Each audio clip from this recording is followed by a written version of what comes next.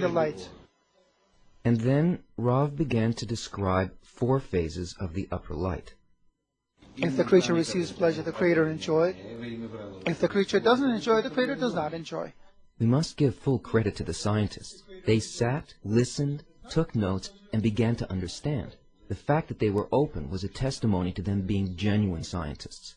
Then Dr. Wolf raised another question. You laid it out beautifully, but I want to understand better. Just, if I may, see if I understand this right.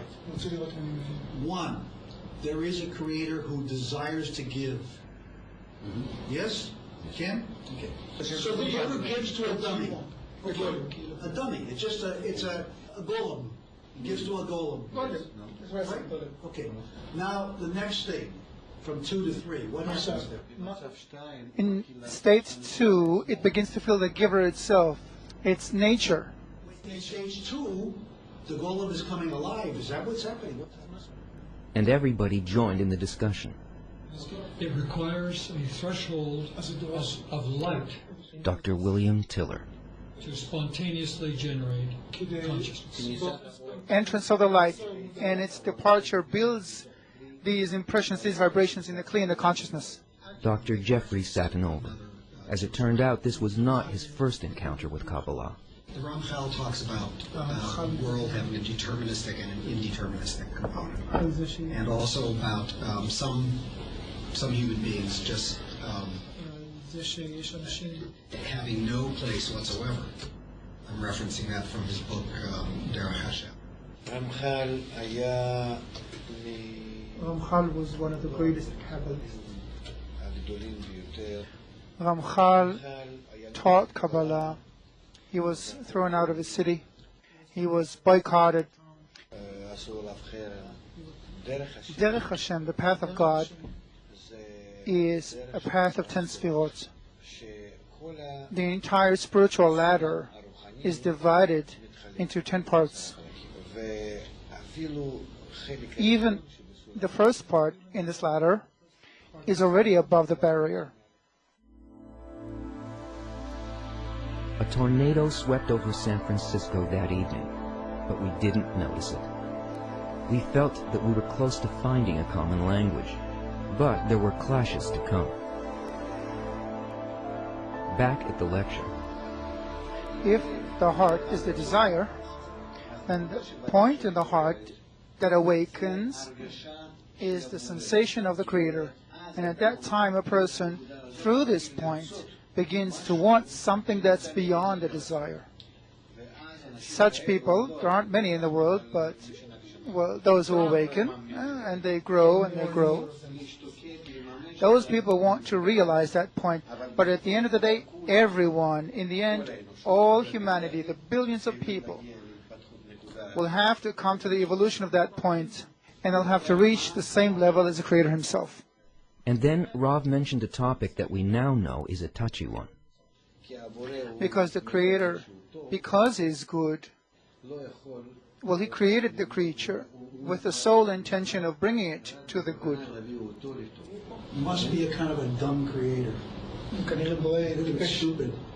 Because all we got here is a lot of real problems. In our desire to be like the Creator, we start killing each other. In our desire to be like the Creator, we create Hitler. It all comes from love and desire. There's no evil there. Hitler wasn't evil. He just loved his own God and his own desire. And kill these other people because they're not worthy, right? So this is, what kind of God is this? Well, this must be a dumb God. No, it's a stupid God. Rav approached the board again and continued to explain. Our common soul is called Adam. It's that Kli, that vessel that the Creator had created with our will to receive. And it's filled with the upper lights. Now within this body called Adam, there are all the parts connected like in one body harmoniously. Now this soul is broken. It falls into a degree which is called below the barrier. And at the barrier, the spiritual sensation ends. Here below the barrier, there are those, the same parts, but feeling that they're disconnected from each other. Now, why the fall and the ascent back up?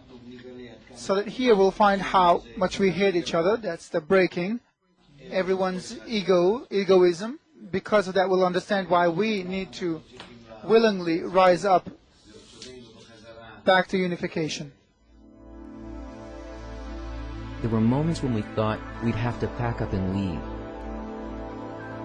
We had the sense of a total lack of communication.